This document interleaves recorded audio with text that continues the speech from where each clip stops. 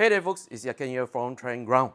So, in this review video, I'm featuring this Samsung Galaxy Z Flip 5. So after 2 weeks of using it, I think Samsung has just delivered one of the best flip phone experience you can get right now for the Malaysian market. But yes, there is a catch for sure. What is it? Let's learn more in this full review video for this Flip 5. Let's go. Let's start things off with the design department on the Flip 5 itself. If you are actually comparing through the spec sheets, you do notice that the design department actually not too different compared to the predecessor. You still get the IPX8 rating, the bristle brush to brush away the dust on the hinge. What else more? You still get the armor aluminium chassis over here, and then you get the power button, which acts as a fingerprint scanner on the right side with the volume rocker flushed together, USB Type-C charging port, speaker grill at the bottom. So you really don't see the new feature of the Flip 5 over here in terms of the design department. But if you look closer, this here actually introduces the new flex hinge. So with this flex hinge, the users now get a zero gap enclosure. This actually helps to make it much more slimmer when it's being closed, so easier for you to pocket it into your pants, your bag, your pouch, you name it, it's much more better. And also with the zero gap enclosure, it will help to reduce dust and foreign objects going into the foldable screen. Moving on next, let's talk about the performance on this Flip 5. Powering it is actually the Snapdragon 8 Gen 2 for Galaxy, which is similar to the Galaxy S23 series. So you do know that you are actually getting a premium flagship performance over here. And pairing along with it is the 8GB of RAM and up to 512GB of internal storage. This specification over here, I will tell you, it will deliver anything you want to throw onto it, be it whether for light productivity, video editing, or mobile gaming, it will meet it. And for those who love to game, like game titles Genshin Impact, I'm proud to say that it will run at the highest settings, 60 frames per second, not much of an issue, but definitely you have to bear with some warmth on the device, but it's not going to achieve to the point of that it is too hot for your hand to hold on this Flip 5. Moving on next, let's talk about the display and the audio department for the Flip 5. Starting off first, the flex window. So, like I've mentioned, it is a 3.4 inches AMOLED screen that supports 60Hz refresh rate. And what it does is to allow the users to quickly browse through notifications, reply to messages, check out the time, and also open up apps. But in order to open up the apps, you have to do some settings first. You want to know more? Go to the YouTube channel and learn about it. So I will not elaborate here too much about how to do the settings, but definitely for sure the flex window over here is really bright and you can use it during under sunlight. And for touch response, I would say it's quite good, but sometimes it's a little bit finicky in terms of the software over here. So if you can see, if you swipe too fast, it will swipe 2 pages away. Yeah. And the next thing I want to nitpick on the flex window is the reflection on the glass itself. It's too reflective for me and I don't like it. I hate reflective glass. Yeah, so unfortunately it's being available here and you have to live through with it.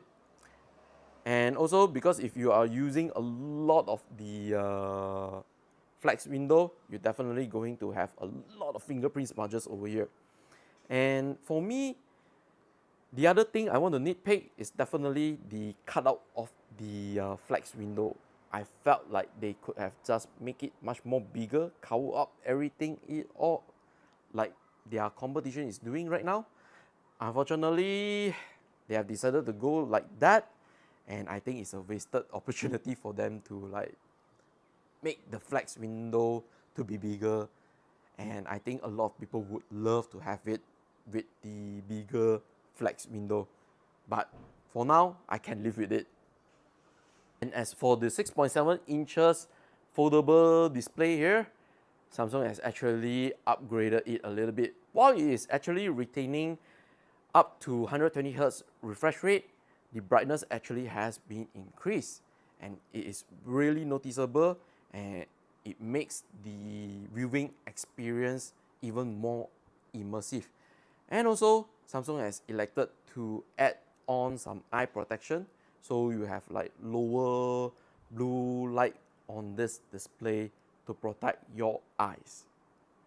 For the audio department, this Flip 5 features a dual stereo speakers that really pump out loud volume with great balance of bass and clarity as well. So if you don't believe me, let's watch this sample clip of the display and the speakers in action. Difference is the new flex window.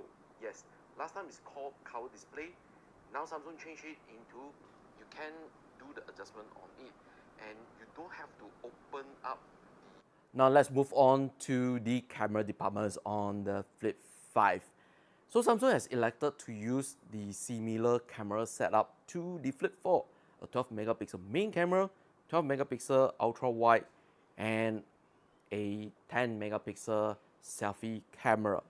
While the camera specification is retained from the Flip 4, Samsung actually compensate it with the improved of computational photography and the improved processing power from the Snapdragon 8 Gen 2. Photos and videos delivered from this device is amazing.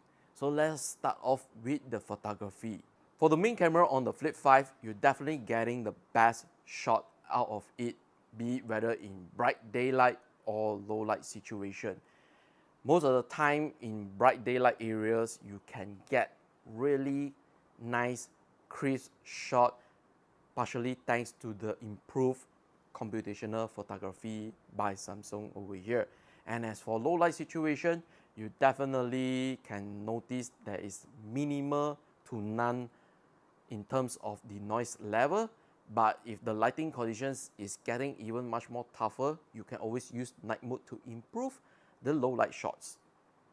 Meanwhile, the ultra wide on the Flip 5 definitely allows you to have capture moments with a wider view of field. In bright daylight shots, it is really amazing, but definitely in low light situation, you will notice there are some noises occur. But once again, you can use night mode to help improve the ultra wide shots in low light conditions. As for the selfie camera, it actually captures really nice selfie photos in bright daylight situation. And for low light situation, yeah, definitely you can notice there are some noises as well, but you can use the night mode to help improve the selfie photo quality. But however, because you can use flex cam on this Flip 5, you will definitely always forget to use the selfie camera over here. For videography, the Flip 5 can shoot up to 4K 60 frames per second via the main camera and the selfie camera. However, for the ultra wide camera, it only tops up at 4K 30 frames per second. So for the video quality on the main camera, bright daylight videos are stunning. They look really nice, crisp as well. And in low light situation, there is also minimal noise occur, so you don't have to worry when you are capturing videos with the main camera in low light situation. As for the ultra wide camera, yes, it captures amazing videos during bright daylight scenes. However, in low light situation, you do notice there are some noises occur onto it. Same goes for the selfie camera as well. So if you are capturing selfie videos in bright daylight area, they looks good, but in low light situation, definitely you need a lighting equipment to help assist to produce a really nice low light condition video with the selfie camera. Now this video is being recorded with the Samsung Galaxy Z Flip 5's selfie camera in 4K 30 frames per second. Now as you can see the background of me, there's a lot of noises happening on this screen right here. Yeah, so this is the video and the audio quality. What do you think? Now, finally, let's talk about the battery department on this Flip 5. So Samsung has elected to put back the same 3700 milliamp battery onto the Flip 5 here. And yeah, battery life actually has a little bit improved thanks to the Snapdragon 8 Gen 2 efficiency. Yeah, so definitely you can last even slightly longer and expect this device to last you throughout the day without any issues. So it's good to say that this device will last you a 1 day of usage. And if you need to charge it back, Samsung unfortunately didn't upgrade it. You only max out at 25-watt fast charging with this Flip 5 over here. Let's wrap things up on this Galaxy Z Flip 5 review with my final verdict. So I think that this Galaxy Z Flip 5 is the perfect gateway for you if you have been holding back to own a foldable smartphone. It offers really tremendous flagship performance, great cameras, and also amazing battery life as well. But two key things that actually plays a major role for the Flip 5 is definitely the new flex hinge and the flex window, because this both feature truly changes the flip phone game. And once you have experienced it, you will understand what I actually meant. And for me, I highly recommend this for the Gen Zs, the content creators, those who need to post amazing social media photos. The Flip 5 is the device for them. And for the ratings, I give it a solid 9 out of 10 for this Flip 5. So that's all I want to say about the Galaxy Z Flip 5. Special thanks to Samsung Malaysia for providing a sample review unit. However, there's no cash compensation for this review. So therefore, there is no creative input, no final approval is needed. Everything here I'm saying is actually based on 2 weeks of experiencing this lovely Samsung Galaxy Z Flip 5. However, do take note that there are some software updates along the way, so it may give a different experience for you in the later stage of using this smartphone. Hopefully you are aware, and I'm Yat Kean. If you're still new to the YouTube channel, please go ahead, subscribe to Trend Ground, and also follow us on social media as well. I need to bid you farewell, and hope to see you guys on the next content. Ciao.